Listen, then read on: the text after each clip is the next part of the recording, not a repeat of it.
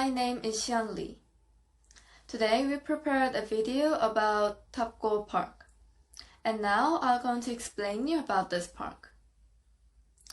Tapgol Park is at Jonglo in Seoul. The name of this park came from a pagoda, which is a Buddhist tower that looks like a bone, like this. So at first it was called as the Pagoda Park, but the name changed to Tapgol Park.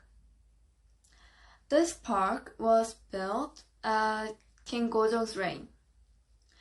And also, it looks like an ordinary park, but it's really related to the March 1st movement of Korea. The reason why it's related with the March 1st movement is that the students who joined the March 1st movement, they read the Declaration of Independence here. And also they shouted for Korean independence as well.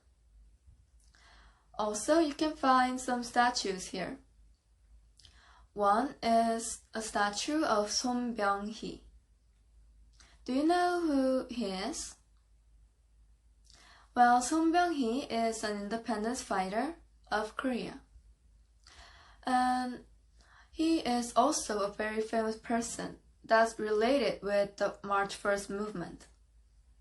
The reason why he's related with the March 1st movement is that the first gathering of preparing the movement was held in his house. Also, he was the leader. He was one of the leaders of the March 1st movement. The second person I want to talk about is Han Yong-un. He is also an independence fighter, but also a poet as well. He fought with Japan with his art, his poem. So these two are the characters that related with the March 1st movement. So you can see that the Tapgol Park is really related with the Korean history and also the March 1st movement. So this place is a very historical and also a very symbolic place to us.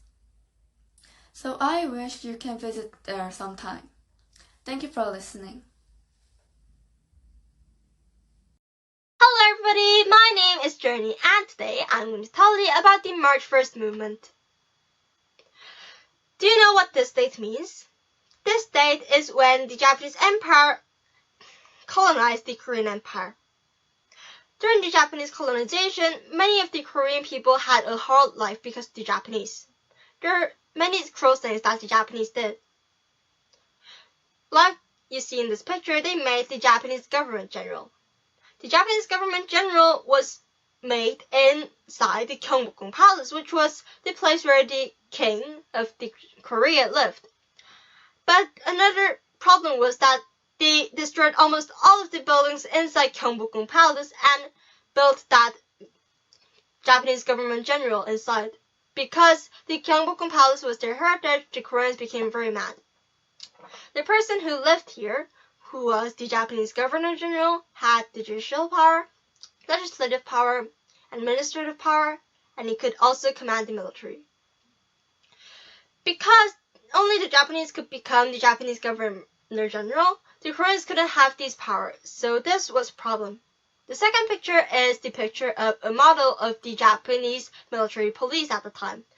They had the right to choose whether or not that the person should be punished, and they could just choose if they should be punished or not without a trial, which was very bad and unfair to the Koreans at the time because the Japanese police were the Japanese.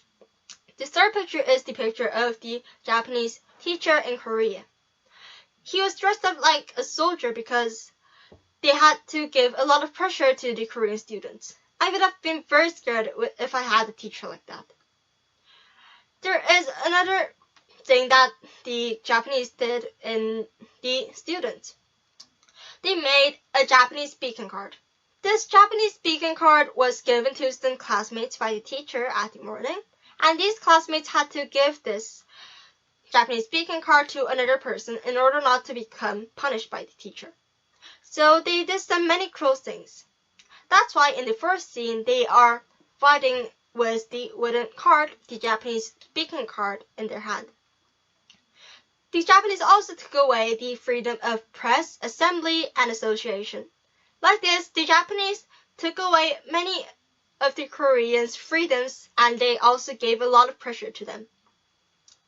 There was the main reason why the March 1st movement happened. Woodrow Wilson, the President of the United States at the time, claimed the national self-determination. It says that each nation has the right to decide its own political fate, and cannot be interfered with by other people, which was exactly the opposite of the Korean situation at the time, so many Koreans became inspired. Later, Emperor Gojong passed away in January 18, 1990. But there was a rumor that he was poisoned by the Japanese. Think about it. First, the Japanese comes into your country and says that this is their country now, and then they take away all of your freedom. And then somebody named Woodrow Wilson comes in and says that the national self-determination, and says that their political fate should be decided by their own. And then there's a rumor that your emperor might be poisoned by the Japanese. You'll be very angry, right? Because they're very angry, they decided to have an independence movement just 2 days before the funeral in March 3rd in 1990, which is now called the March 1st movement. The March 1st movement was held like this.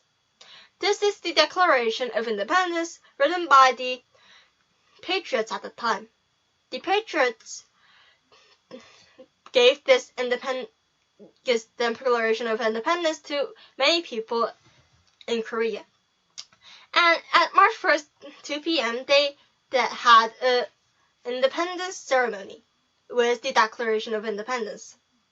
At the exact same time, in Tapgol Park, they had the nonviolent movement, March 1st movement. They only put up their flags high and said that they should not be colonized and they should be independent. But many were killed and some were tortured in prison, which is very sad. One of the fascinating things about this is that this went on for almost a year. Thank you for listening.